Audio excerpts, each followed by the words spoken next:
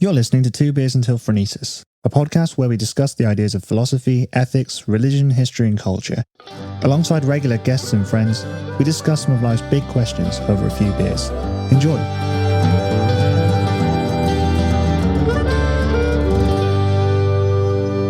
We're recording. All right, nice. Yeah, okay. We should probably just start by saying that making and showing movies is harder than ever in the current climate. Mm-hmm. And I think with COVID and everything, a lot of changes have been accelerated. I guess we're going to talk mostly about like streaming becoming like the big thing, and the whole, like you said, the high street cinema just completely collapsing. Yeah. You love cinema, don't you? Yeah. Well, there's that whole thing, going back to the whole COVID thing. I think the reason everyone's switching to streaming and series is because they're on such a small scale, a series. Like you can film an episode of a series much quicker than you can film a movie, obviously. So there was that whole thing about Tom Cruise when he was filming the new Mission Impossible. Did you see this thing? No. He was like kicking off at all the staff. Oh yeah, it's hilarious. Yeah. And a film is like multiple months of shooting, whereas an episode of Sex Education they can shoot in like a week. Yeah. So you're less likely to have like team members like give in to not washing their hands and stuff. Tom Cruise is kicking off because the two people like hugged. Yeah. I don't want to see it again. They've been like filming this film for like 5 months. Yeah. And then they hug and he's like, how fucking dare you? Yeah. So, I love that video. I'm going to put that in the Can I swear on this? Yeah, of course you can fucking swear. swear. All right, cool. All right. Fucking Spotify's not going to have a go. Oh, brilliant. I don't mind if it's because we're British and we get rid of the G at the end. Unless we're really posh. Yeah, but generally you like the cinema then. So yeah, I'm a big fan of all of it, like the ads and everything as well. Yeah, I know. Literally sitting in the cinema in the dark with surround sound that you're never going to be able to replicate at home is just like the best experience ever. You don't think a home cinema sort of replicates it? Well, I've got that, and no, I don't. No. I remember my dad got surround sound when we were little, and it's. Well, I don't know. I mean, I live in a flat, so I can't have mine. I can't have mine at fucking ungodly decibels. Yeah. Sometimes I think it's too loud, but then there are like lots of loud cunts in the cinema. Yeah. And you're like, actually, you need to be drowned out. Yeah. I fucking hate it. I open my crisps when there's like when there's an explosion. I'm like, oh, here comes an explosion. Just open it up at that point. Or a can of Coke or something. Yeah. And the snacks you've supposedly had to sneak in. You don't have to sneak in anything. You can walk in with whatever you want. Yeah. And like I remember being a kid, and you had to walk in. My grandparents were like, "Oh, stick this under your coat." Yeah. It's like I've become your mule. Yeah, stick your pick and mix there. Yeah. But no, I love going. I think the cinemas. I hate the fact that it's like, I don't know. It's not dying, but it will definitely eventually die.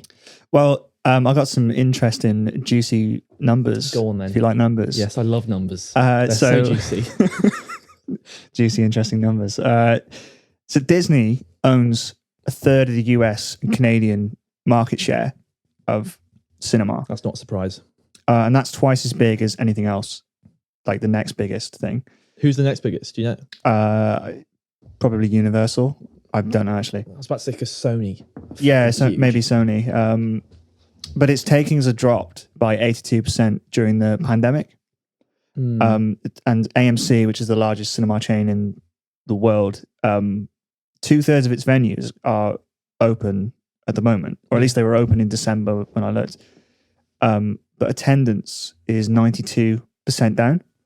So basically, they're shitting out money at this point, and they're all in debt anyway. Ticket prices are going up, and they're stuck in a loop as it is. Well, they're in debt. They probably just refuse to pay their fucking debt. Yeah. They're probably fucking riding high. But yeah, so they've pushed back loads of shit, and they put things like Mulan on, I guess, what's it called? On demand? It's So paid on demand TV. It was like 30 quid to watch it. Yeah, it's fucking ridiculous. It's a load of shite as well. But they lost money. They lost money on that. Yeah, not surprised. Not surprised. Apparently, like this is what like kind of outside perspective. There was that whole fiasco, like when they were filming it as well in China, and like they were filming it next to like Well, I don't want to go off subject, but no, it wasn't great. There's lots of contributions to why that film did bad. Yeah, well, I mean, the main thing is it's shit. Yes, it's a bad film. Don't watch it. We're not going to get anything sent to us by Disney. I don't know though. I think that a lot of that it's been accelerated, but it was happening anyway. I guess it can go one of two ways. Like, you can either have a massive success in streaming, or just like you're going to have hit or misses. Like, I don't know. There's loads of like straight to streaming films that have done really well, like Love and Monsters, which is now actually coming to Netflix in the coming month. That did really well. It was on Hulu first, but then you've got these films that like, their cop out is to just, the cinemas are closed, let's just put it on streaming. Like Onward for Disney as well. That did really bad. Heard of it? Yeah, it was an animation, Chris Pratt, Tom Holland, and it was like if fairy tale creatures discovered electricity and they didn't need magic anymore, basically. But it was it doesn't, like, when I explain it, it makes fuck all sense. I found it a really good film, but it was really unsuccessful because they put all this marketing into the cinemas. And they had all these posters and stuff, and all these toys, because Disney are known for an ungodly amount of toys that time of their films, which is another reason why I think their lost profit is supposedly down. Yeah, and then you've got Love and Monsters, which gets picked up by multiple streaming sites because it does really well. And you're like, I don't know. I think when it comes to streaming, the films that have just come out of nowhere, they write that they've done well because they've done better than they expected. Right. Yeah, I get what you mean. I think one thing that's weird is like Netflix was probably the main one until recently, and they've only really started making original content in the last five maybe between 5 and 10 years. I remember there was that thing with Benedict Wong where he played like Genghis Khan or something, or Kublai Khan. Have you seen that? No. It's all right. It's just like historical drama. I remember Netflix in the early days because I had it. What, as a DVD rental? No, well, not that early. Yeah, not that early. But literally, I remember getting like a free trial for it. And it was just really old seasons and stuff. I think what Netflix is now, today, is like a thing to behold. Yeah, well... I don't have Netflix. You don't? No. No, I just cancelled it, but I had it for a very long time. I cancelled it because I have Disney. Yeah. And I can't really justify paying for like 2 streaming services because I barely watch the one. I've got none. So... Fair enough. I'm like, what I'm hoping we could talk about later is piracy, but and the lovely opportunities it brings. But I think at first there was this excitement because Hollywood, by which I mean like all the moving parts of the industry, is basically all in service of like 5 big companies: Universal, Fox, Sony, and Once Upon a Time Weinstein Company. Yeah, and then like all the rest, if there are any others, they're more like outsourcing for like very specific services. And I think a lot of people were like, "Oh, this is really cool because we've got this like this thing that just cuts out the middleman because basically you just have to pay someone to run an app. You don't have to run like a whole cinema." Yeah. So strictly speaking, you could make your money go further to make like smaller, independent, really cool stuff. Yeah, yeah. And it doesn't need to be about a big IP where you're going to have that return of investment. You can be a little bit more risky, and you can have this like small indie project, and that's cool. But then we started getting shit like Bird Box and like Bright. Yeah, and it's like Bright was a fucking what a load of shit. Bird Box still gets shit for the Alamo. Bird Box was just, I don't know. I liked Bird Box, like its idea, but like you will get like, what was that one that was a complete piss take of Bird Box, but it had Stanley Tucci in it, and there was another monster that you weren't allowed to make any noise and you weren't allowed to look at it. Anyway, there's like loads of copycats. There's loads. You find that there's just like bringing in a load of like opportunity for indie films. You'll find that someone else in the world has happened to have a similar idea to you. Yeah, and Netflix being Netflix, they'll just fund and they'll throw their money at it. Yeah, because they're going to make a profit. They're based on monthly subscriptions. They're always going to make a profit. Yeah, in the US, they wanted to get like 100-something million subscribers in like a few years or whatever, but they're saturating at like 60 million. They don't seem to be moving any further, and it's actually kind of hard now for a lot of streaming services to like pick up any more like bums on seats kind of thing. Yeah, there's only so many flipping monthly subscriptions that people are willing to pay. Yeah, I think they've all sort of hit their limit, and Netflix is the one that's got the most range. Yeah, it's like that's all the stuff. But now that Disney, yeah, I watched it. I read this article the other day. Disney are predicted to overtake them in the next year. Yeah, because like Netflix can't have the Disney stuff on it anymore because Disney have their own channel. So what I think is going to happen is Netflix is going to start getting their own specific stuff. They're going to go more down the route of series and have to like specify what they're doing. I think the people are, I don't know. I reckon give it another 5 years. I reckon Netflix will probably be the bottom, because I think the relationship that Warner Bros and HBO Max have made is like the best. So there's like this, they've basically, Warner Bros, who were banking on the cinemas reopening this year, and they obviously haven't. They made a deal with HBO Max to release all of their films at the same time on HBO Max. Right, yeah. And that includes like big titles like the Justice League Snyder Cut, the Matrix 4, the Space Jam, all these massive films. They've got about June, which I'm really excited for. I'm really excited for Dune. It's another Denis Villeneuve thing. Villeneuve? Yeah, Villeneuve. Yeah. And it's like, I think that is like a great deal. And I think that's really going to put HBO Max on the map. And I reckon that deal will like continue. So you don't have any streaming services at the moment, but are you going to get any? No. Never? No. Right. Do you not think they're worth the money? Like, no, I don't. I honestly don't think they're worth the money. It's worth the price of a cinema ticket, surely. But you get an experience with cinema that you don't get with casting a Netflix show or movie to your TV. I think you're right, but you still get to put the money in the pockets. When you buy a cinema ticket, like some of the original. Okay, so think about it this way: I see going to the cinema as not just an experience, but as a proper memory. Like, you know, you ask someone like, oh, did you see that Netflix film? And they go, yeah. But they don't remember sitting down on their sofa, pluffing up their cushion, turning their volume up and sitting with their partner with some popcorn in their nice home. They just remember watching the film.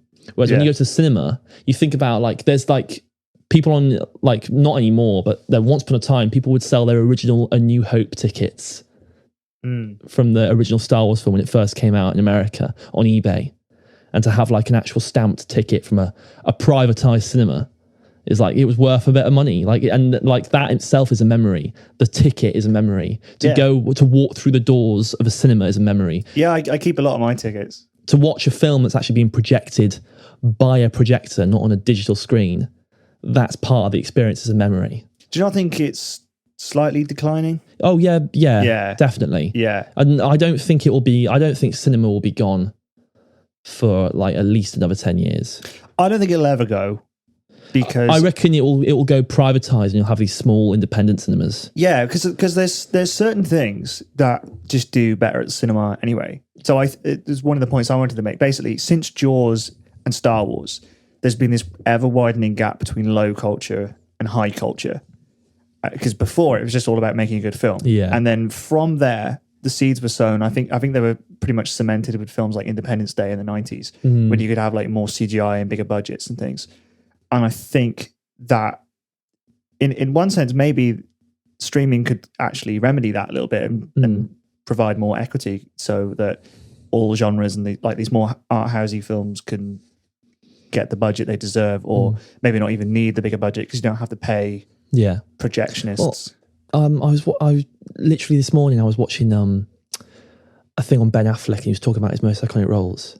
And when it comes to budget, it was like Good Will Hunting is worth 40 times less than what it cost to make Armageddon. Right. And he was like, it's his first big budget film, and they were like, they could have made 40 Good Will Huntings with the budget he had on Armageddon. And it's like, and like the budget has only increased from the time that movie was made. Like, I think really maybe cinema should, because it's always changing. The market's pretty fucking volatile and things are changing. So I think maybe they should focus more on like fucking 3D 4K vibrator seats. You know, like 4DX. Yeah, like live orchestra and like, you know, whatever. Get the loins curling. Yeah. But maybe they should just be like, cinema is a fundamentally different thing that's more about spectacle. Well, no, the thing is, I completely disagree with the whole. What, you've seen like a good drama? So the best film I saw in 4DX, and it's also the only film I've seen in 4DX, because I read online it's the only one worth going to see in 4DX, was 1917. Okay, yeah. And it was like, and I thought it was so overrated. All right. To have your seat moving. Like, I was concentrating more on where the fuck I was going rather than what was going on screen. Like, 1 minute I'm sat in my seat and the next minute I'm halfway across the room. I tell you where I saw Dunkirk. It was in France. No, it was in... I was about to say, they didn't show that, did they? It was in this... Have you ever been to the screening rooms? Yeah, no. That's a simple answer, no. No. I've been in and I looked at... it's too posh. I watched 2001: A Space Odyssey in, like, it was almost like a pub lock-in, but for screening rooms. Right. So my girlfriend at the time worked at Cineworld. Yeah. And we went to the screening rooms and she invited me and we went and watched with all their staff. And it's like... Oh, right. Okay. Yeah, it was like a lock-in at the screening rooms, but we watched 2001: Space Odyssey. So yes, I have been, but not... As a customer? Not as a customer. Yeah. What did you think? Because for anyone who doesn't know, screening rooms is like a very, very niche part of Cineworld, which is like probably, I think it's the biggest cinema thing in the UK. I think it's... I don't think Cineworld have hit the nail on the head with it. No. I think if you want to make something like that, you really need to go all out. Yeah, because you shouldn't have more than like... Yeah, it's like cinema, but for the people who are well off. Yeah, because you pay twice as much for basically just sitting in a slightly comfier seat. You get table service, which is actually kind of annoying. Distracting and annoying. There's only like 10 of you watching one film at a time, so that's why it's so inflated. The menu was just basically like... I don't know. It's just I don't really go to the cinema to eat anyway. I think that's fucking weird. The way I would have done it, I think that's which is the reason. Cigars. It's big time. as big as Liam Neeson's knob.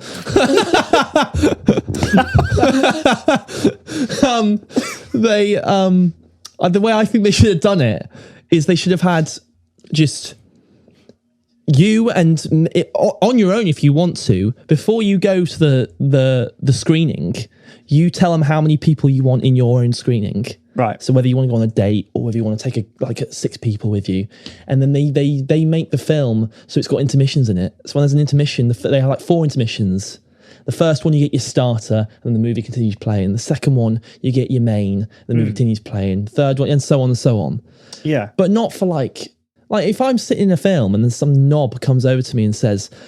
So, would you like anything to drink? I was like, shut the fuck up. I'm trying to watch, I don't know, I'm trying to watch this bloody new film from my favourite director. World War II. I'm trying to watch the World War II. I'm trying to watch bloody Andrew Garfield get thrown off a cliff in Hacksaw. Yeah. And you've just come over to me asking me if I want to top up my wine. Because I do think there should be room to, again, another advantages of streaming. Like, I think there should be a little bit of room to like have a chat. Because even though I'm pretty fucking stringent on like chatting in cinemas, I do sometimes lean over and I'm like 1 or 2 times, but I'll tell you right now, I always go my own. Yeah. If I invite someone to come to cinema with me, it means that either like you're like my best mate, yeah, and like I just love spending time with you, or it's like a date. It's that holy to you. Yeah. Fair enough. Like I'm not gonna. If I can go on the cinema on my own, I'll take that chance any day of the week. It's been a thing since I was like 10. I love going to cinema on my own. Fair enough. I can't deal with the fucking guy, which is a benefit to streaming, I guess. Like, yeah. They'll like you can sit on your own in your house and watch this brand new content that's just come out. Yeah, because ideally I like pausing it. I like being able to be like, okay, go for a piss and not miss anything. Yeah, go for a piss and maybe even like discuss, because I think that's art should be discussed, and cinema is art. Apparently. What do you mean? Well, you hope it would be, but like... Yeah, well, the amount of shit that comes out at the moment. Transformers 8 and fucking based on a toy line, isn't it? Some fucking Harry Potter spin-off that appeals to the masses, apparently. I don't even think it does. No, I- not anymore. Fucking load of shit. I went to this one cinema. It's in the Forest of Dean. It's called the Palace. Oh, yeah, I've seen it on Google Maps because I really wanted to go. Yeah, yeah, big up the Palace. yeah. It's this really old, independent, traditional cinema. It's like £2 a ticket. Yeah. Have you ever been to like a old independent cinema? No. That's why I really want to go to it. Right. It's really quiet compared to the big sound system of a normal one. It's like not proper, not what you'd expect a cinema chair to be like. It's like It's just a chair that's. Yeah. Well, I think it was anyway when I saw The Force Awakens. But they are old actual. and they get yeah. they get like licenses to show these films because they have to ask for them instead of just getting them on demand like big cinema companies do. Yeah. You pay at the booth as you go in. It's awesome. All the suites are really cheap. It's awesome. Yeah, I think the price went up by like 50 pence the other day, and it's just Shock horror. Oh my word. Yeah. How much are the Freddos? It's honestly, it almost feels like the Freddos are still this is what I'm talking 10 about. pence. Like that's an experience. Yeah. And it's never ever going to be matched by streaming. And don't get me wrong, like 20 years from now, cinemas will not be. I guarantee you, cinemas will not be a thing. You won't be able to walk out to the street and go and watch a film. Like you're not big cinemas anyway. Maybe privatized ones, independently owned ones, like we're talking about the Palace. Yeah. But definitely not like Cineworld or The View or AMC or Odeon. Like they're not going to be a thing. Yeah. I guess one of the like economic problems that's spurred a lot of that change is this sort of growing. I think people are getting more and more film literate because of like video essays and people on YouTube and stuff, and even just like bonus material on DVDs. I think with the Lord of the Rings that like boomed massively. People wanted to suddenly figure out how films were made, and with that comes a little look on the inside of like the production process. And I think that people are just sort of becoming aware of this idea that like a lot of changes are studio imposed as opposed to ideas that writers impose themselves. So like when studios self-sabotage their films because they think, oh, this is going to tank, let's just cut everything out. Yeah, Doolittle. Literally Doolittle. Fucking, there's so much shit like that, and people are just tired of it but that's because like the business model at the moment is based around like you have to have a well-known intellectual property, otherwise you don't put any money into it. Yeah. It's also the fact that the profit margin really determines the future of the franchise. Like you can make a profit on your film, but if it's not what the studio, if it's not as big a profit the studio wanted, like, I mean, you take a film like Dread, which is awesome. It's like a cult classic now. Everyone wants a second one. It made like 1 million profit. And everyone loved it, just people didn't go to see it. But now everyone knows about it. So if they made another one, people would flock to see it. Yeah, I was really disappointed with Blade Runner 2049, how that did. Yeah, big time. I think that should have done like way better than it did. And I don't put that, I partly put it down to marketing, but at the same time I partly put it down to just people not being interested in that genre. Sci-fi. Yeah, sci-fi. I guess not. Sci-fi's dying. Like Ridley Scott's my favorite director of all time, and Alien and what he did like with the prequels, you want to call them that. I love Prometheus and I love Covenant, and no one went to see Covenant, and I like Covenant. You like Covenant? Yeah, I love Covenant. I know you're going to hate Covenant. My wife fell asleep. Yeah, but I love Covenant. I love the whole idea. I love the universe and everything, and I just think people have just. Well, I think it's better to explore the like the engineers and other things in that universe. Was it the disc jockey, whatever he was called? Originally, the engineers were originally called disc jockeys. Yeah. I think that's really cool because it just brings the franchise away from the same six things. It doesn't die a death in a cocoon. It's like it can have room to breathe and explore new ideas. The reason I bring it up though is because it's traditionally been a 20th Century Fox type production. Yeah, and obviously, as everyone probably knows, 20th Century Fox was bought by Disney, and now Disney is slowly moving to streaming as their main platform rather than cinema. And it's like, well, on Disney Plus, I guarantee you we're never going to bloody see an Alien film on Disney Plus. And I think if we do, it's going to be, it's not going to be like put on the on the recommended for you section. Like, imagine a child going through Disney Plus and seeing a xenomorph gouging someone's fucking face out. Yeah. I'm surprised Logan and stuff isn't on there as well, considering, do they own that now? Yeah, they own Logan. They own all the X-Men stuff. Is there any X-Men's on Disney Plus? Deadpool 2 is on there, but Deadpool 1 isn't, and it's kind of annoying. Yeah, it's ridiculous. I can't really remember. Well, they want to reboot the X-Men franchise, don't they? And Deadpool 1 had an X-Men cameo in it. Yeah. But I think this whole idea of like, Suicide Squad had all those fucking reshoots. Even Rogue One had fucking tons of reshoots. You don't like Rogue One. I love Rogue One. I think it would have worked better animated. Reshoots are always a bad sign, though. Yeah, well, I think reshoots are either the film's gonna be shit. A small amount of reshoots are ordinary, but reshoots where you have to fucking reshoot the entire thing. Remember that? What was that film? The New Mutants. They just reshot it like four times. And then it was like they shelved it for about a year. And then Disney bought Fox and they were like, I don't know, release it, I guess. We'll make a bit of cash. And they did. They made a profit on it. And it's like, have you not been reading online? This movie's shit. We know it's shit before it even came out. Yeah. And like they released it on, what did they release it on? Disney Plus? Fuck knows. Like they put it out on something. And it's like they literally just released it as a cash grab. It wasn't even finished. And this is another thing with streaming sites. Like I feel like you're always going to make money off of it because again, your whole business model, the main source of income is subscription. Yeah, it's sort of if you're the top streaming service, Disney Plus, who are definitely eventually going to be it, you haven't got a thing to lose. I don't think. Like you're saying, 60 million users Netflix is struggling to get. 60 million is where they've pretty much stagnated. They're not really moving past that in the US, and they've slowly risen from 60 to 70 odd. Worldwide, they have about 260 million. So I guess the main point is that they boomed a lot, and then they just sort of stuck to that because I think that those are the people that are going to easily get it. This is why they say yes to everything. Like you come up with an idea, and Netflix is like, well, let's make a series on it. They say yes to everything because they're trying to keep up with Disney, who've got this massive portfolio. Yeah, of just excellent stuff. Well, yeah, there was a quote actually from one of the producers, I don't know what the fuck you call them, like owners of Netflix or whatever, and they were like, "Well, we tell our content creators to just throw shit at the wall." Basically, that's not a quote, but I think something like.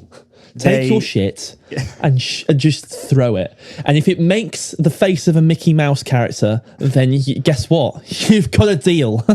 I think the guy who owned Netflix said something like, "We prefer more bad ideas that don't stick, because we just want to be making lots of different things, and like somebody will like it and we'll find a market." Kind of, which is awesome, which is cool. I get such a feel good feeling when I see an independent film end up in a massive cinema. You know what I mean? I do because like everything is, since Jaws and Star Wars has been based on elevator pitches, things you can pitch to your mate in a pub for like 10 seconds and they'll be hooked, like Terminator, an alien from the future. Fuck me, I have to edit this. Go on. No, don't edit this. Keep this in. No, I want you to keep this in. All right, I will. Keep it in. Go on, you can get the words out. I've had too much cider. No, you've had two. The robot, yes, from the future comes back in time to kill someone. Yeah, that's the pitch, isn't it? Yeah. No, but from an investment standpoint, that makes a lot more sense. Yeah, it does. And it's unfortunately just become everything now, to the point where they won't touch a small IP because if they do, it's considered too much of an investment risk. Yeah. So the problem with that is they're cannibalizing their own resources. They're just going like, oh, we're just going to keep doing reboots and sequels, and we've got until they have such a nothing victim. Left. Dark Fate. The big mate, don't even. Salvation. It started at Salvation. Salvation's good. Salvation is moving the franchise right off. Salvation. It's fucking ass. It's not. Salvation. It's fucking shite. Maybe it wasn't executed very well, but I think it's moving the franchise forward to somewhere we haven't seen before. Because otherwise, it's just fucking Arnie. They rebooted it already. It's gone. It doesn't exist anymore. It's not part of mate. No. I like Salvation. Okay. All right. Well, I don't like 3. I'll let you have it. But cheers. No. So, yeah, but 3 is bad. At least we can agree on that. 3 is bad. Yeah, no, I like 4 because it sort of it just does new shit. I think once you start rehashing old shit, Yeah. you just lost your franchise. Yeah. A lot of the Star Wars stuff now is just like Oh. stormtroopers and TIE fighters and It's the ATSTs. The biggest tragedy of cinema, I think, is the way that they did the later Star Wars films. It's just like they looked at the original 3 and they were like, oh, they all had a different director. Yeah, We should do the same. except we don't. We cave on it in the last second. I really like Colin Trevorrow's script. If anyone wants to check that out, go and look at what Colin Trevorrow's or Colin Trevorrow, how the fuck you say his name. But I really like The Rise of Skywalker. It was going to be called Duel of the Fates. Oh, that'd be sick. And it's great name. I haven't read it. I'm not going to pretend I have read it. It basically moves the story like a lot far forward, solves a lot of the plot points, and Rey transcends the whole Jedi issue that was set up with all the bollocks like with Ahsoka and stuff. So she basically becomes like this new thing that uses the dark side and the light side, overcomes the hubris of the Jedi, and it's really cool. Like I think there are problems with it, but I think what we got in the end was like a first draft anyway. But I think it's like that's what they should have done. They should have had the balls to stick with it. And so often they'll hire these writers and stuff, and then they'll go that basically people in suits get really worried and they go, "Oh shit, this is probably won't make money." It's like, well, you've signed off on it now, so every time they interfere, it just makes things worse. You end up with a Suicide Squad.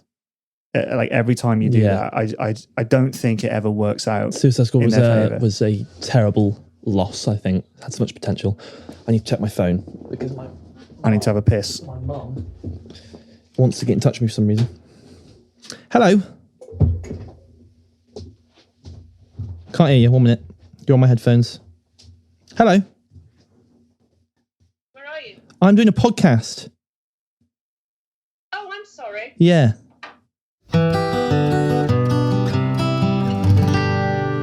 We've had a lot of interruptions in the podcast. That's probably the most polite. Is it? Yeah. Ah. Had a lot of phone calls. I love you, Mum. Go on then. What were you saying? I said Suicide Squad was the biggest loss. Yeah, it was that dark universe thing that they tried to. Oh, I thought the dark universe had so much potential. Yeah, but I don't think they didn't know how to handle it. I think that they're trying to. They did too dark. They've done the Invisible Man. That's dark universe. That's fucking sick. That's so good. It's so fucking good. It's the Invisible Man. Oh my god! If you haven't seen the Invisible Man, go and fucking watch it. It's the best dark universe film there has and probably ever will be at the state it's been. Are they going to do any more? Like I just think so. Well, that solidified it. I was reading online they're debating on bringing it back because of the performance of that film. I just think this whole thing of franchises, it works for the MCU. Does it work for anything else? I guess some of the DC films. Well, it's Universal, so it won't be in the MCU. Yeah, you'll have if Universal, which I really hope they don't, get bought by Disney. Yeah. Then yes, it will eventually. But I'm fed up of Disney just fucking buying everything. I don't like it when anyone buys anything, to be honest, because like in terms of companies and stuff, just don't buy them. Like bail them out. It's a nice thing to do. You know what I mean? Like if you appreciate art, you wouldn't just buy. What if we owned all the companies? Yeah, and we just dealt them out. They bought the biggest intellectual property ever, and then did not know what the fuck to do with it with Star Wars. Yeah, they didn't. Well, fundamentally no, I don't think that's not their fault. The fault is on George Lucas. Oh, I sold this intellectual property because I've got no. Well, I don't think George Lucas knew what to do with it. Yeah, I've got no more idea. You've got loads of ideas. Do you know what his favorite episode of the Clone Wars is? His favorite arc. Oh, isn't it? Don't tell me. Isn't it the shittest one? Yeah. It's. I know what it is. Tell me. It's the one with the droids. Yes. Yeah. Yeah. It's the one with the fucking droids. And if anyone hasn't seen the Clone Wars, it's just. That was probably the thing I struggled to watch. For some reason, the engineer droid suddenly speaks in that. For some reason.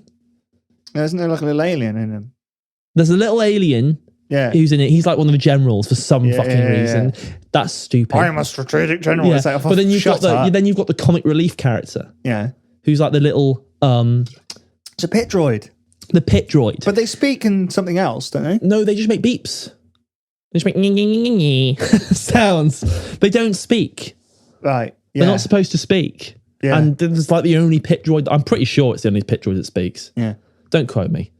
I fucking hate that. I really could not. I mean, so I've always had this thing where I'm like, if it's aimed at a younger audience, that doesn't mean it has to be shit. If anything, like we should be paying more attention to that kind of shit because that's what teaches like moral lessons and stuff. Like if you grew up with the Lion King and stuff, like it's so well done. There's like dolly zooms in that, and it's not even like filmed. Yeah, but they pushed. Well, it's like animation.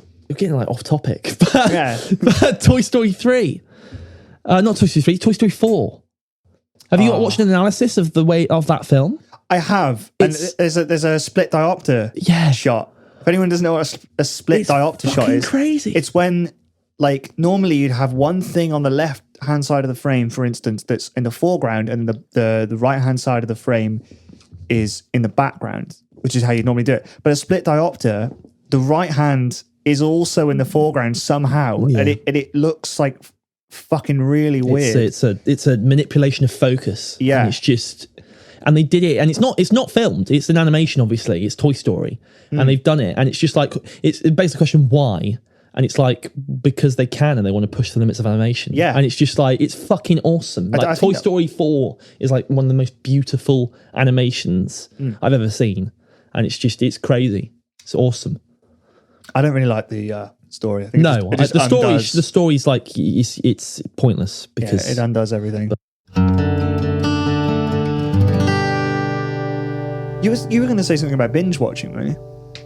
Yeah. The decline of binge watching. I much prefer binge watching something than waiting a week for something. Is that because you have very little patience? No. How dare you?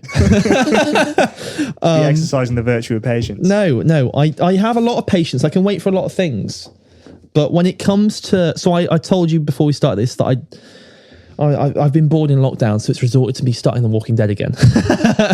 Yeah. So I stuck on The Walking Dead yesterday, and I watched the whole series, and of series 9. And by no means is it a good TV show anymore. It used to be very good, but I pity the people that watch it when it comes out, because it's just characters do stupid decisions. And you have to wait until the next episode to see them carry out these really dumb decisions that still don't make sense even after they've been resolved. And it's just the payoff. There is no payoff. The reconciliations are too fast. And it infuriates me. And I can tell. And honestly, it made me so angry watching it, even binge watching it, even watching it through. I was like, well, he shouldn't have done that. And then I thought about it, like, that whole arc for this one character, for certain characters, was over like 3 episodes, and they accomplished nothing.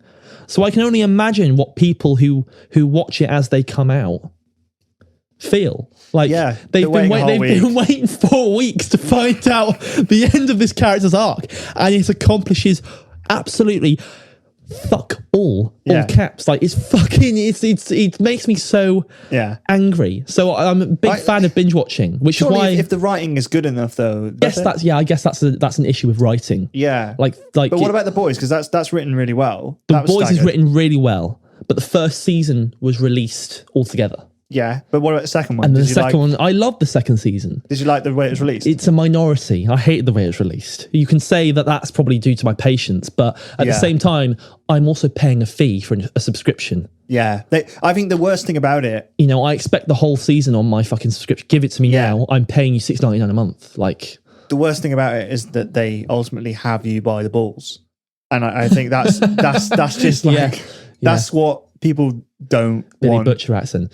Going by the balls. Yeah, literally. Yeah, you're right. I guess there's a point where we're becoming slightly impatient and less appreciative of cinema. All these streaming services. We want entertainment rather than art. I think if I'm paying you £7, £8 a month, I deserve every little bit of content if it's filmed right here, right now. You know? Yeah. I do. I'm paying a monthly fee. It's not like going to the cinema. It's like I'll pay and I get to watch the whole thing right here, right now. Let's go. You know? It's like I think the best thing I ever got that I paid for was the Cineworld card, where you pay a monthly fee and you can go see as many movies as you want, like throughout the year. And it's like movies are coming out every month, you know? Big movies that have cost loads to make. And you also get the experience of the cinema. You're not just sat at home. Yeah. You go into this room that's got the best technology, that's got the best surround sound, the best screen. It's a no-brainer to me, that. I think it's the whole problem with the whole like having you by the balls thing is apart from the fact your balls hurt, it's it's mainly a problem. They got the tweezers out. Oh my god, not the nutcrackers.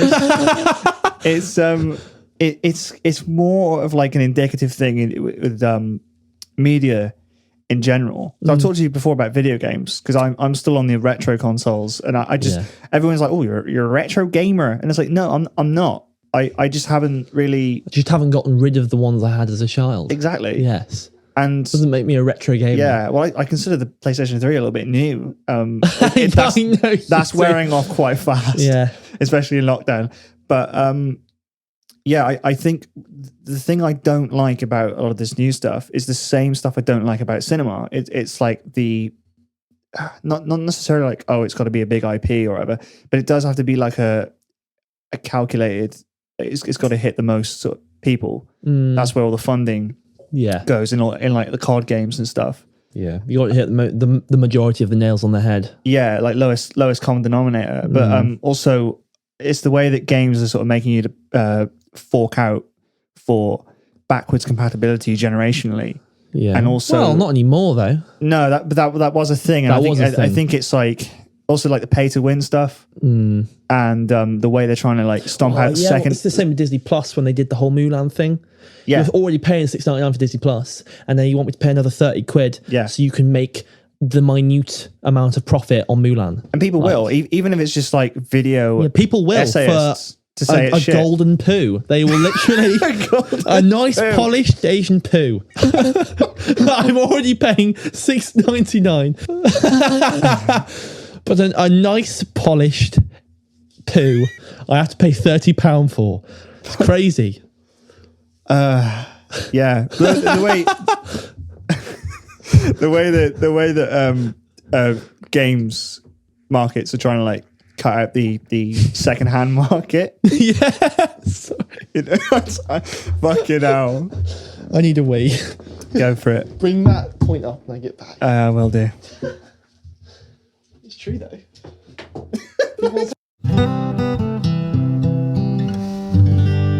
What was I saying? I don't know.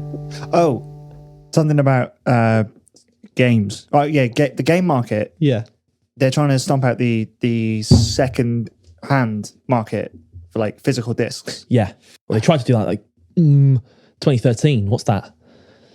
8 years ago now, when the Xbox One launched, they tried to get rid of second-hand games. They were like, you can't pass on games that you own, and like and it's still not dead. I guess it's always been the same. I was playing what's it called? Fucking Baldur's Gate. Yeah. And you've got to keep putting the same disc in. That's CD keys. Yeah. When they were a thing on PC games. I get your point though with streaming. Yeah. You can't just go out and buy. So. Yeah, well, Netflix are trying to stop password sharing at the moment, which is fair enough. Quite frankly, I think it's just encouraged piracy. Like, I honestly, what did I watch the other day? I watched I've been watching the whole Pirates of the Caribbean. Pirates of the Caribbean, my favorite pirate film. Don't you want to give money to the people that make? I know 50% of it goes to fucking Disney, and they're also streaming half of their fucking like old, what the fuck do you call it? I don't know, old portfolio. Shoes. That's it. Oh yeah, portfolio on there. That's a good word. Yeah. I said it earlier. My mind just went blank. I've had one too many ciders. That's his thing. Like the old piracy used to be, some bloke used to sneak his tape video camera into the cinema. Yeah, it's always existed. It's funny actually. My granddad used to, when a certain song was on, usually some fucking obscure, really weird country song, he would stick a tape in the radio and take that. And you could record TV shows as well. Do you remember that? Like you could VHS record shit. Yeah, like I do. So, well, I don't remember it, but I vaguely remember it. yeah. But like, it's just like that's piracy as well. Like, that is. Yeah. And, I guess but that's dead now, in my opinion. That's dead. No one's doing that anymore.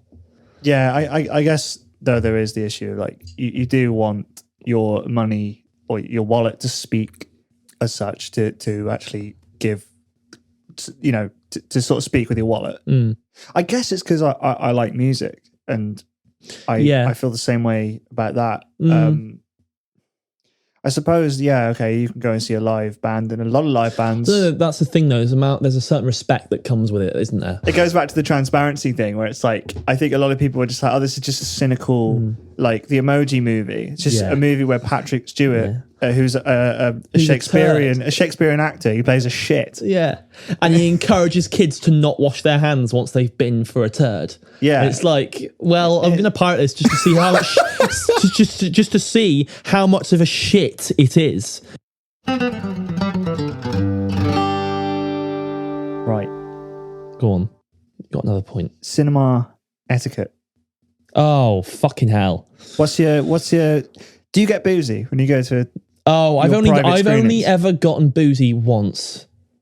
Before I went to the cinema, yes, that surprises me. Coming, well, thanks a lot, man. That means a lot. I've only ever gotten boozy once, and it was when I went to the cinema with more than myself. I went to the cinema with work. I went to The Incredibles 2. Yeah. So I got fucked. I thought it was a good idea to have 9 black Zambuca shots and 2 pints of cider. And then we arrived in this screening, first day of screening this film.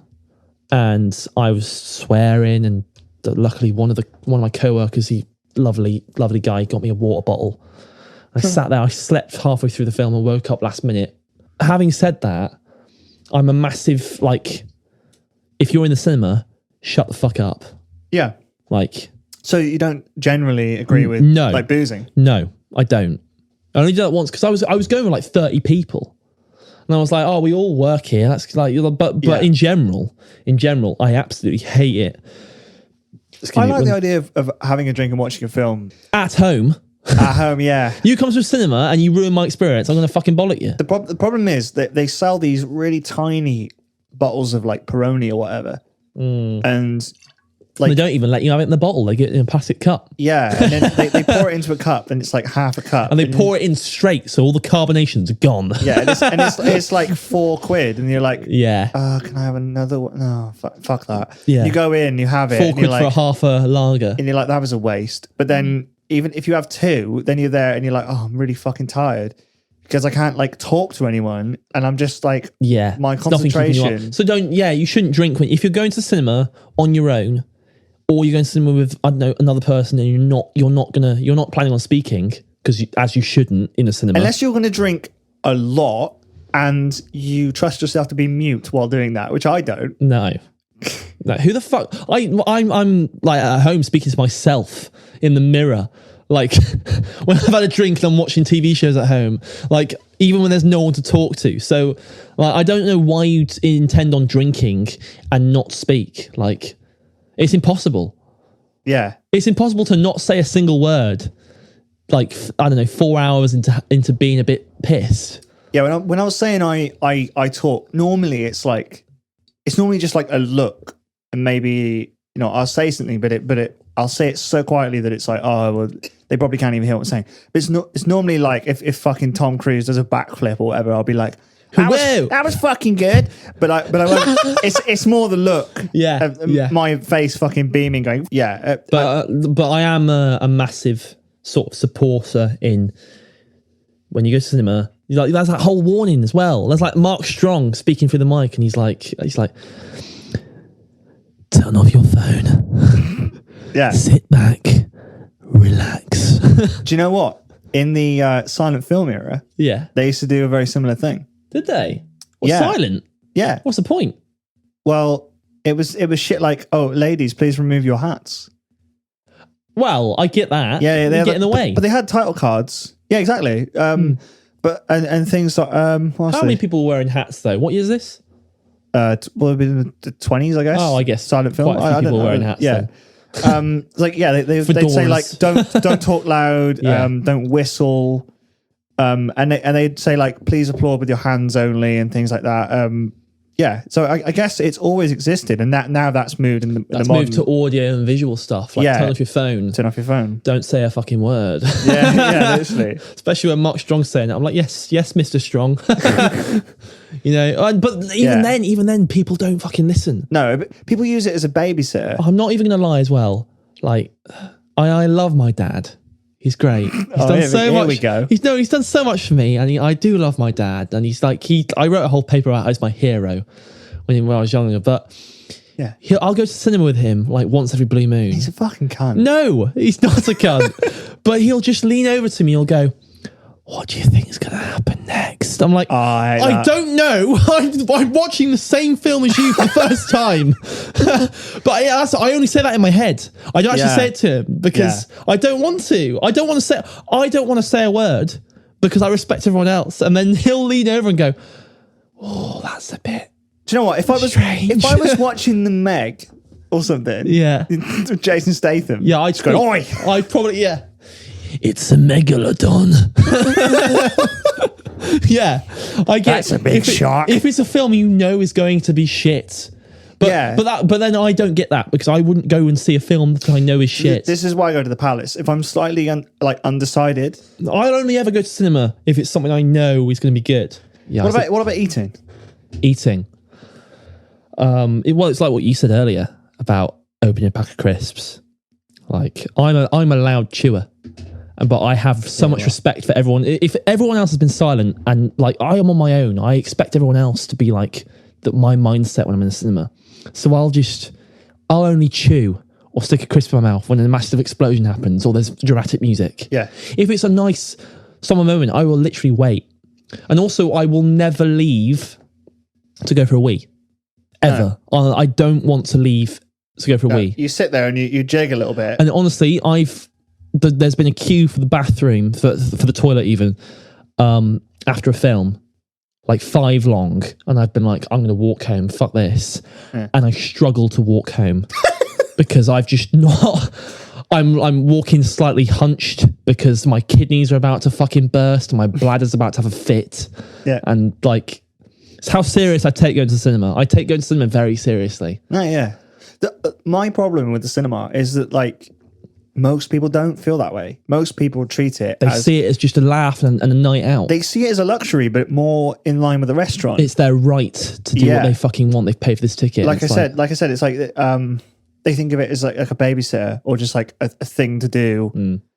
It just fucks me off. And I think that's more to do with a broad underappreciation of, without sounding like a twat, like art, but like cinema, I guess, in general, like film. And I think that's the same with everything, though. I guess there's just a underappreciation with the masses. Like, if I'm watching a fucking Netflix special, I'll fucking I don't know, if it's shit, I'll piss on my own TV. Like, yeah, like I'd like if it's shit, like I'll just go for a wee whenever I want. Like, well, actually, here's an idea. So I think that you're more likely to stick with an art house film as long as it is playing in the cinema, so long as you have bought a ticket. Once you're in there, you're in there. Yeah. Whilst with like a Netflix thing, it's like a film, like it's like a fucking David Lynch film about like perception. You're just like, well, fuck this. Like, I'm just gonna turn it off. Yeah. Like fuck going for a piss. I'm just gonna turn it off completely because I've got better things to do. Apparently. Yeah. In lockdown. Do you? I have to stare at my wall or something. I don't know. But like, yeah, I guess once you're in the cinema, you're just like, well, I'm invested, and I think he's buying the ticket. Yeah, you're not going to buy a ticket just to go spend half of the time in the loo or asleep. Yeah, like, I can't understand. My mate, you'll know exactly who he is. Actually, listen to this because he listens to every single episode. Yeah, because believe it or not, there are a few people that do. Yeah. It's like 5. I do believe. Shut up! I do believe it. Wait, no one listens to this. I'm out of here. See you later. Yeah, it goes like 5 times. Yeah. And it's... I can't stand that. Yeah. Sorry. It's like, we're not going to cinema, mate. You've paid about 16 quid. It's all right. I'm not saying you'd want to go to cinema with me, but I'm just saying that you'll never get a chance. I think there's also The whole idea of like, okay, you've paid a lot, so you should stay here.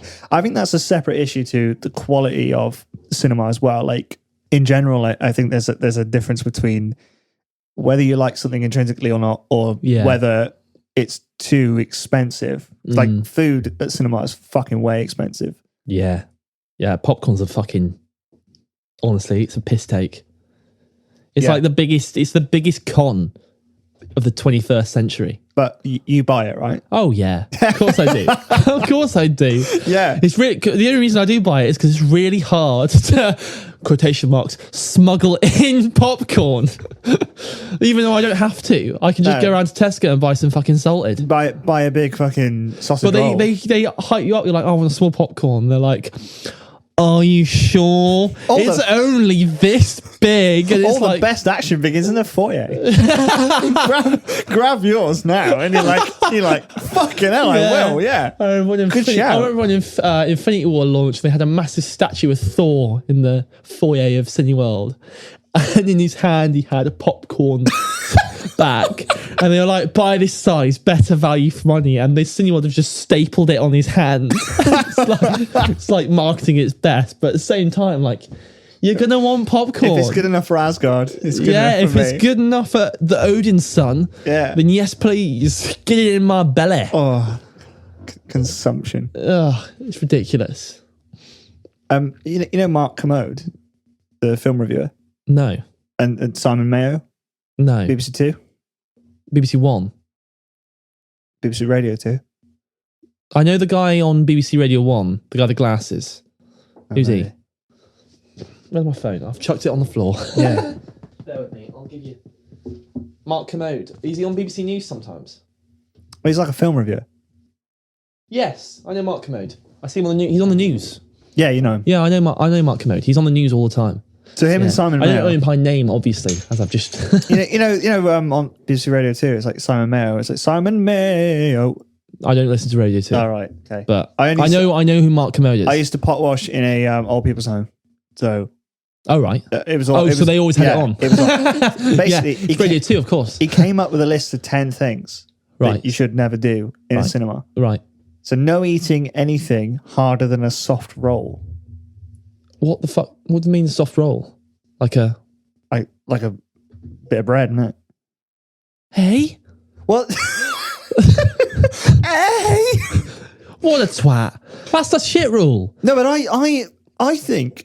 You can eat a boiled sweet, but just suck on it. Like, oh yeah, and you can eat a crisp when there's an explosion. I think it's more the crunchiness. It's more, already we're picking problems. That's a wanker's rule. Yeah, already we're picking problems in this. But I do think that they should have marketed smoothies and shit to non-audible foods. Because it's crunchy shit. Every drink's an audible food though when you get to the end. Well, when you get... You're trying to get to the fucking bottom. Second rule. Yeah. No slurping. Right, so that crosses off every drink ever. No, just don't slurp No, it. it does. Like, if you... I finished every drink I've ever taken. So I can't watch a film. Take the lid off and neck it. I'm trying to watch the film. I don't want to fucking get my view blocked by some bloody Pepsi Max canister. No. All right, that's a shit rule as well. All right, no rustling. Not cattle. As in rustling of packets and papers and shit. Yeah, I'm on board with that. Yeah, cool. I'm on board with that one. That's the easy one. Yeah. No irresponsible parenting. So don't bring your screaming child into Prometheus. to its fucking 12-8. Yeah. Yeah. Okay. Again, the babysitting thing. Yeah, I don't know. Yeah, I agree with that one. Right. Be a decent parent. No hobbies. I don't actually know what that means. No hobbies? Maybe I should have looked at this before because I no hobbies. What does no hobbies mean? Go on. No hobbies. What does that mean? No hobbies includes knitting, drug dealing. Oh, I see. Right, so they don't want people... Model airplane assembly, having sex and updating... Sex is not a hobby. Updating Facebook. Sex is not a hobby. Especially in the cinema. I've never seen it... Well... I'm glad you feel that way. What, do you think sex is a hobby? No. Okay, there we go. Right, start from the start. The Kramies. I've just closed it. Right. Oh, right. So, something about. So basically, don't do anything else that isn't related to watching the film. Don't be knitting. Don't be playing a video game on your phone. Hobbies. That's such a weird way to phrase it. Don't be, I don't know, what else is a hobby? Cutting your toenails. Right. That's not a hobby. I don't know. Hygiene's not a hobby. You know what I mean. Like, Right. No. don't be doing stupid shit. No talking. Oh, yeah, no shit. No mobile phone usage. No fucking shit. Well, one instance where I would say that's not like is if you're like a doctor. I think and about you're on call. Yeah. And you stand up and you're like, Shouldn't have come to the fucking cinema, mate. Yeah, you're like- you're on call. you're like, what? They're gonna die? Okay, I'm on my way. Yeah. No one cares, mate. Fuck off. No kicking of seats. That's fucking obvious. Yeah, obviously. Unless you've got an annoying child or like, just give them a clout. Get them out. That's one of those things. You have a trigger warning. Someone says, "Give him a clout." No arriving late. Depends how late. I think if before or during trailers is fine. yes. Yeah. If the movie has started, get the fucker. Don't let him in. Don't let him in. Don't let him in. Even if they book prior. It's like I watched this thing on airlines. It's getting a bit off topic. But a guy arrived late for his flight. Yeah. And he was like, I demand the money back. It's like, no, you've arrived late. Unless you were literally stalled by like Yeah, a hurricane. Yeah. Or like God's work. I don't know. That's what the insurance class act of God. Yeah, an act of God. Isn't everything an act of God if you believe in predestination? Literally, exactly. Right. So there you go. What's classed as an act of God? But at the same time, like, don't be late. Yeah. Don't be late. You book the tickets in advance. I mean, after work and everything, I do have to sympathise. Sympathise? I do have to sympathise. Ah, yes, I understand that. Yeah, I didn't understand the word I said before. Fucking hell. Yeah. The last one, no shoe removal, except where culturally appropriate, such as in Japan. Piss right off. Don't remove your shoes. Keep your fucking shoes on. And everyone's got cheesy feet. Is it a common thing? People are removing their shoes in the cinema, yes. Because they like to get the air. They've paid for the experience. They want to get the air to their feet. They've been such a hard day walking, which can I just add, walking is naturally a human thing now. So you can't just use that as an excuse. Well, yeah, I guess, I suppose I sort of, right, so what I do is I just let like the balls of my feet, like you just take you take the heel out? Take the heel out? No, keep them on, mate. Oh, but you got to let them breathe. You got to let them breathe. All right, well, you need to get better shoes then. I'm sorry. I've got to get better feet. Well, they can do hand transplants now, so maybe you can get some good feet transplant. Yeah. I don't know. No. Well, all jokes aside, I'm against people taking their shoes off in the cinema. What if a bloke wants to take his shirt off? Put your shirt on. It's not Hooters. It's not fucking a strip club. This isn't America. Put your shirt on. I didn't pay for some big fat bloke to get his tits out. I paid to watch fucking the new Villeneuve film. You know what I mean? Yeah. No. I agree. It's just, I think it's cinema. It's not like, this is a great reason for why streaming services exist. Yeah. Like, pay the $6.99 a month and do whatever the fuck you want. Chop your toenails, take your shoes off, get naked, have a wank, do what you want. That's one of the benefits of streaming services. Yeah. Do what you fucking want while you're watching it. But when you're at the cinema, I'll tell you right now, be a normal person. Yeah. Be a normal human being. It's just like 4 things. Just walk in, sit down, enjoy it, and then leave. Yeah. And don't take your shoes off. Don't take anything off. Don't take anything off. That's a rule. Don't take a single thing of what is on your body off. No, like if it's in Japan, if all people are taking their shoes off, yeah, fine, sure. Yeah, if that's the thing that everyone's doing, yeah, fair. But if you're here in Britain, I don't think I've ever done it in the cinema. I do it like if we're having an after work drink. That's the only time I'll actually release the hit. I won't do it in the cinema. Oh, okay. So yeah, no, that's fair enough.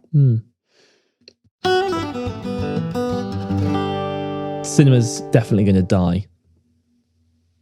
In the next 10 years. It's very morbid.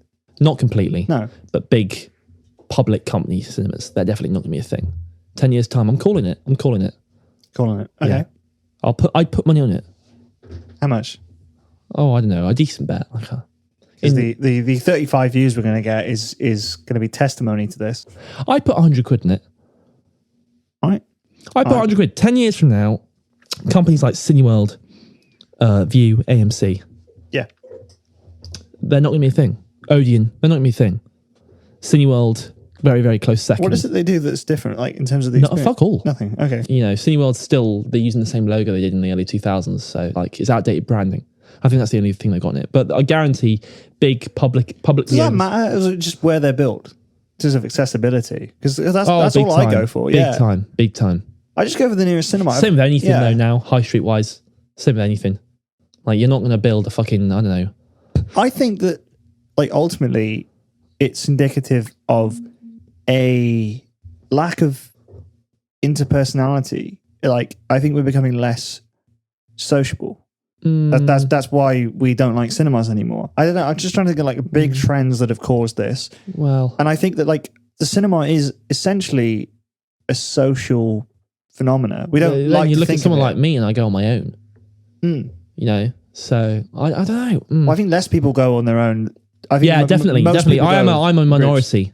Yeah. Like, people don't go to the cinema to go on their own. People don't. But I feel like people... before you came along, people wouldn't have gone on their own as well. Like Yeah. more and more people are going on their own, or just not going. The at whole all. idea of the cinema was to go and experience films with your friends and be able to talk about them immediately after. Yeah. You know? Well, look, American cinema, it's somewhere which is kind of more in touch with their, I guess, community and culture, Yeah. and they fucking scream at the screen. Yeah. Like, we don't. I don't do get that. This is great. Honestly, this is something I should have talked about. I don't understand different cultures on cinemas. Yeah. We. So for anyone like confused about this, we in the UK stay completely silent. Even during funny bits, like some people will go, "Ooh, Yeah. that's so it." People will laugh. Laugh's uncontrollable. Yeah. But, right, so as an example, spoilers for Endgame if you haven't seen it. There's a moment in Endgame where Captain America picks up Thor's hammer. And there's multiple clips online in Canada and the US where they're just screaming and going, and they're cheering and they're like, oh, they're over the moon and stuff. Right, I'll tell you right now, we don't do that in the UK. A guy next to me, let's say next to me, about 4 seats away, went like, oh yeah. And like really quiet to himself. And I don't really know how I feel about that, because I feel like that should be the case. The most I got when I watched it was, Yeah, like, a gasp. like a a gasp gasp. is amazing. but in America, they're going mental. they're like, they've brought everyone in their family, plus their Dog. their state chimpanzee. Like, it's crazy. What the fuck is a state I chimpanzee? don't know. They've brought the whole fucking zoo with them. Like, so, woo, yeah, fucking, yeah, he picked up Thor's hammer. It's like, yes, I know, I can see. I'm watching the same film as you. I'm not blind. Yeah, that's just like a really weird cultural difference. I'm gonna, in the link for our very few UK listeners, I'm gonna stick in the audience reaction to A New Hope. Have you seen it? When it first, well, okay, A New Hope, Star what, when it Wars. first came out in the Star 70s? Wars, as it was called. back then. 78, wasn't it? Yeah, and it's American audiences Right. cheering. Yeah. When Luke destroys the Death Star and Han Solo returns, it is amazing. Like, I kind of like that. Yeah. At the same time, I don't know. yeah, I know what you don't mean. know. I know what you mean. We don't. don't know. I've never experienced it, so I can't really say either way. But Well, I tried to. This is funny. I tried to ask my Is dad it? because when he was born in 1970. Star Wars first when you came said out. 70, I thought you meant 1870. No, yeah, no. Shut the He's born fuck in up. 70. Yeah. So like, he got the chance to go see Star Wars and it was fully booked, so he ended up having to go see Swiss Family Robinson. Right. And you could hear people outside exiting Star Wars: New Hope, like just being over the moon about it, and he was stuck in there with his dad and his stepmom watching fucking Swiss Family Robinson. While everyone was like hyped about Star Wars, and he went back to school the next day, and everyone was talking about Star Wars, and he just hadn't got a clue. Yeah. Wasn't it great when the Swiss family blacked up like pirates? Yeah, great. And everyone's talking about Chewbacca and Solo. He's like, oh, but when the Swiss family pretended to be pirates, wasn't that sick?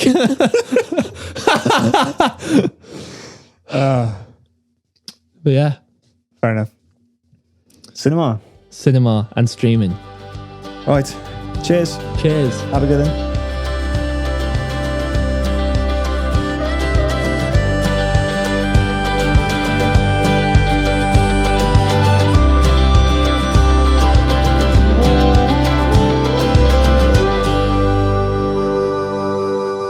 That might have to be cut out. No, you can put that on. Oh, excuse me. Get another drink. That's what I think. Oh no, I'll tell you about this in a minute. All right, I'm gonna have a wee. I don't know why I said that in the mic. It's gonna go away.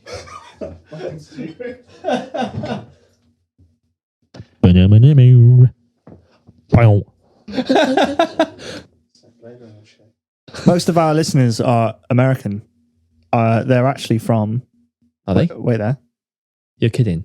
No, wait there. Are they actually? Yeah, I can find out where they're from. Ah, that's good. Didn't know this. The suspense is absolutely killing me. Well, it's going to take me a while. Yeah. Ooh. Most of our listeners are from Columbus, Ohio. Are they actually? Yeah, by quite a big margin. Hello, we've recognised you once.